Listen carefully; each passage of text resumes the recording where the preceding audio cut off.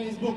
Преди малко явно в И някой в 12 без 5 се опитва да ни отнеме свободата и мечтаещи хора. Такива хора, които ще излизат... Колко пъти. Та, освен, че с машини се гласува много... Приятели, това беше Мария Спирова. Запомнете това име, намерете я в социалните...